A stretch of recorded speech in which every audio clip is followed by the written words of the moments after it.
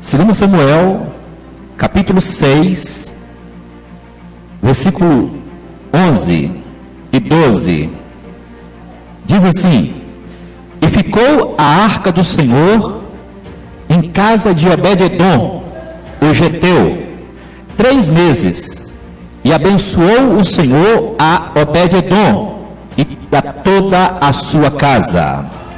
Então avisaram a Davi dizendo: Abençoou o Senhor a casa de Obed-edom e tudo quanto tem, por amor da arca de Deus.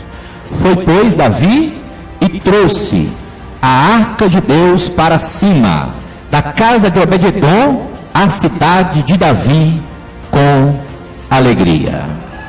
Deus abençoe a sua palavra nos nossos corações. Aleluia. Campanha Filhos da Prosperidade. O texto que nós acabamos de ler faz parte do capítulo 6 de 2 Samuel, onde nós encontramos uma mensagem maravilhosa.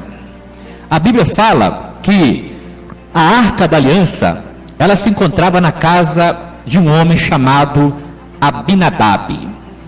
Abinadab, ele tinha 8 filhos, e a Bíblia fala que a arca ficou por um tempo ali na casa de Abinadab. Mas o desejo de Davi era que a arca fosse para Jerusalém, para a cidade de Davi. Aí, o que Davi decidiu? Ele decidiu levá-la ali de Kiriat Jearim, que era a cidade aonde a arca se encontrava, que estava na casa de Abinadab, e diz a Bíblia que eles prepararam um carro novo, para que pudessem colocar a arca sobre aquele carro novo, e era conduzido por bois. E diz a Bíblia que dos 8 filhos de Abinadab, 2 deles, Uzá e Aiô, eles foram em cima daquele carro de boi, conduzindo a Arca da Aliança até a cidade de Davi, a Jerusalém. Mas o que nos chama a atenção aqui, no capítulo 6 de 2 Samuel, é que aconteceu um acidente, aconteceu um imprevisto. Diz a Bíblia que eles estavam indo já para a cidade de Jerusalém, e de repente a roda do carro de boi passou sobre uma pedra, e a Arca da Aliança, ela ia caindo. E quando ela ia caindo, um dos filhos de Abinadab, Uzá, ele segurou a arca. E quando ele segurou a arca, ele morreu instantaneamente. Morreu na hora. Agora, por que Uzá morreu? Muito interessante. A Bíblia nos traz uns acontecimentos que, se nós não tivermos conhecimento básico, nós vamos até achar que Deus é um Deus cruel, é um Deus que ele não ama as pessoas. Não, pelo contrário, é um Deus de amor. Ele tanto nos ama que ele já deixa os mandamentos, ele deixa os estatutos para que nós venhamos a segui-los, e ao segui-los nós somos bem-sucedidos, nós somos abençoados. Agora, por que aconteceu esse fato? Primeiro, nós temos que entender o que era a Arca da Aliança. O que era a Arca da Aliança? A Arca da Aliança era nada mais nada menos do que a presença de Deus. A arca, ela representava Deus no meio do povo. Não que Deus estivesse dentro da arca, mas a arca era uma representação de que Deus estava no meio do povo por meio da Arca da Aliança. Então, qual que é a primeira lição que nós podemos tirar aqui deste acidente, desta morte fulminante? Sabe qual que é? É que nós não podemos levar a obra de Deus de qualquer jeito. Aí você me pergunta, mas por que eu estou falando isso? Porque a Bíblia fala que eles prepararam um carro novo. Olha só que boa intenção. Eles prepararam um carro novo. Para quê? Para poder conduzir a Arca da Aliança. Olha a boa intenção de usar o carro novo. Passou sobre uma pedra, a arca ia cair, que representava a presença de Deus, e ele segura a arca e é morto. Então, primeira lição que nós tiramos do texto: a arca de Deus, que é a presença de Deus, não pode ser levada de qualquer jeito. Muitas vezes nós não prosperamos, sabe por quê? Porque nós levamos a obra de Deus a toque de caixa, de qualquer forma, relaxadamente. Olha, a intenção foi boa, eles fizeram um carro novo, mas a Bíblia fala que a Arca da Aliança não poderia ser carregada de outra maneira, a não ser da forma como Deus estabeleceu lá para Moisés. Qual que era a forma? Os levitas, eles tinham que carregar a arca no ombro. 4 levitas carregando a arca no ombro. Então, a primeira lição aqui no texto: para nós prosperarmos, nós não podemos levar a obra de Deus relaxadamente. Jeremias capítulo 48, versículo 10 diz: maldito é o homem que faz a obra do Senhor relaxadamente. Então eles conduziam a arca relaxadamente. Não era aquela forma que Deus havia orientado. Segunda lição que nós podemos tirar do texto: por que Uzá morreu? Porque ele não era levita. Somente os levitas, os sacerdotes, que poderiam transportar a arca da aliança. Então Deus fez com que aquele fato ocorresse, primeiro, para colocar temor no coração de Davi e de toda a nação de Israel, mostrando para eles que Deus, o nosso Deus, é um Deus zeloso, é um Deus que ele priva pela maneira como nós conduzimos as suas coisas. Mas o que tinha dentro da arca? Dentro da arca haviam três ingredientes, ou 3 utensílios, melhor dizendo. 3 utensílios estavam dentro da Arca da Aliança. Lá em Hebreus capítulo 9, no versículo 4, você vai encontrar registrado os três itens que estavam dentro da Arca da Aliança. Quais foram os 3 itens que estavam lá? Primeiro, o maná escondido, o pão do céu, aquele mesmo maná que Deus enviou lá no deserto, durante 40 anos para a nação de Israel. Deus orientou o povo, em especial a Moisés, para guardar uma porção do maná dentro da arca. Daqui a pouco você vai saber por quê. Qual era o outro utensílio que estava dentro da Arca da Aliança? Hebreus capítulo 9, versículo 4, lá fala sobre a vara de Arão. Havia também a vara de Arão.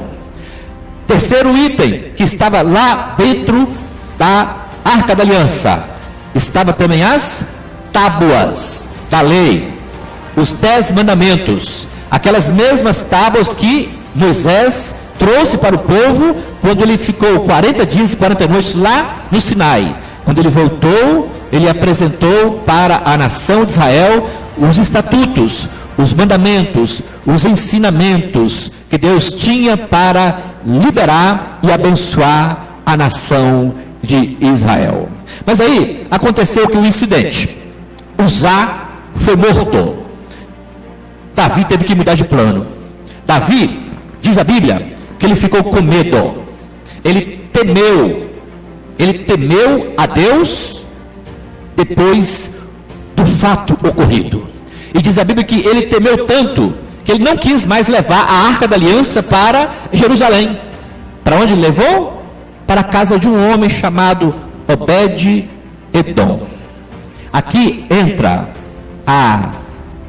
o tema da mensagem, a temática. O tema da mensagem é: Deus no meu lar. Deus no meu lar. Por que o tema Deus no meu lar? Porque a Arca da Aliança representava a presença de Deus, ficou por 3 meses na casa de Obed-Edom. E diz a Bíblia que, enquanto a Arca da Aliança ficou na casa dele, Obed-Edom, ele prosperou. Diz a Bíblia que ele prosperou em tudo. Ele foi próspero, a sua casa foi próspera, a sua família foi próspera. Então, qual é a lição que nós tiramos aqui desta atitude de Obed-Edom receber a Arca da Aliança na sua casa? De que o lar que tem a presença de Deus sempre será abençoado, sempre será próspero. Nós tínhamos até pouco tempo atrás o culto à Arca na minha casa. Nós vamos retornar assim que passar essa pandemia, assim que todos estiverem vacinados, nós vamos retornar com o culto à Arca na minha casa. E o culto à Arca na minha casa foi instituído em cima aqui deste texto, em cima dessa atitude de Obed-Edom. Ele permitiu que a Arca da Aliança ficasse na sua casa, e por 3 meses Deus o abençoou, Deus o prosperou, Deus supriu as suas necessidades. Agora, por que Deus abençoou Obed-Edom? Porque a arca estava na sua casa, claro, mas o que realmente fez com que ele fosse abençoado são os utensílios que estavam dentro da arca. Aqui entra os 3 pontos dos utensílios que estão dentro da Arca da Aliança, de Hebreus capítulo 9, versículo 4. Lá estava o maná. O que é o maná hoje? O maná fala do alimento espiritual. É Deus nos sustentando, é Deus nos abençoando, é Deus suprindo as nossas necessidades. Quando nós permitimos Deus reinar na nossa casa, quando nós permitimos Deus entrar, e não só ser uma visita, mas fazer morada na nossa casa, sabe o que acontece? Ele vai suprir as nossas necessidades, Ele vai abrir portas e comportas, Ele vai trazer provisão, vai trazer fartura, vai trazer multiplicação, Ele vai trazer não só bênção na área financeira, e não só na área material, mas também na sobrenatural. Ele vai trazer saúde. Irmãos, olha só, a Bíblia fala que Jesus, uma certa feita, ele chegou num lugar onde havia muitos paralíticos, havia muitos aleijados, havia cegos, coxos, e diz a Bíblia que aquele lugar chamava Tanque de Betesda. Betesda significa casa de misericórdia. E quando Jesus entrou ali naquela casa, sabe o que aconteceu? Milagre. Porque toda vez que nós permitimos Jesus entrar na nossa casa, Ele vai fazer com que milagres se manifestem. Foi o que aconteceu lá na casa de Obed-Edom. A Bíblia fala que a sogra de Pedro estava queimando em febre, estava a ponto de, quem sabe, até perder a vida devido àquela febre. Mas quando Jesus entrou ali na casa de Pedro, Jesus repreendeu aquela febre e ela ficou curada automaticamente. Porque quando nós permitimos o Senhor entrar na nossa casa, Ele traz paz, Ele traz cura, Ele traz proteção, Ele traz provisão. O Senhor nos abençoa, Ele supre as nossas necessidades. E foi o que Ele fez aqui na casa de Obed-Edom. Durante 3 meses, Deus liberou provisão, Ele liberou paz. Eu creio que a família de Obed-Edom foi abençoada, havia harmonia. O Senhor guardou a casa dele, porque a arca estava ali, e dentro da arca havia o maná. É Deus nos alimentando, Deus nos abençoando, Deus suprindo as nossas necessidades. Mas dentro da arca também tinha a vara de Arão. Por que a vara de Arão? Eu creio que todos conhecem a história. Diz a Bíblia que lá no Egito, antes do povo sair do Egito, os magos, os profetas de Baal, confrontaram confrontaram Moisés e Arão. Arão, irmão de Moisés. E diz a Bíblia que em um desses confrontos, para saber quem realmente era o sacerdote, sabe o que aconteceu? Eles pegaram as varas daqueles que não eram os sacerdotes de Deus e colocaram junto com a vara de Arão. E aí Moisés disse: a vara que florescer, esta é a que tem autoridade, essa é aquela que tem a marca, o selo de Deus. E diz a Bíblia que quando eles foram olhar, somente a vara de Arão havia florescido. Então, o que significa nós termos a vara de Arão? Vara de Arão significa autoridade. Então, no reino de Deus, só tem autoridade quem anda debaixo de autoridade. Tem muitas pessoas que querem andar independentes, querem fazer o que está na sua cabeça. Eu não quero um pastor me direcionando, eu não quero um levita me direcionando, eu não quero um apóstolo me falando, eu não quero um bispo não, eu quero andar segundo o meu próprio conhecimento. Isso chama-se independência. Independência no reino de Deus é morte.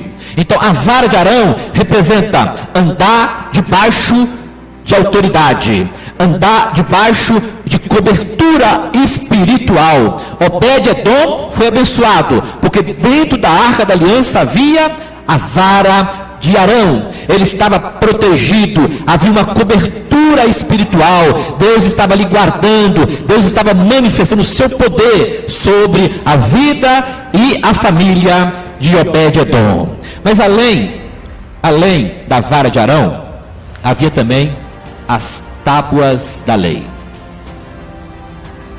Havia o maná, a vara de Arão e as tábuas da lei. Por que Obed-edom foi abençoado? Porque dentro da arca havia as tábuas da lei. Por que as tábuas da lei fizeram com que Obed-edom fosse abençoado? Porque as tábuas da lei representam a palavra de Deus.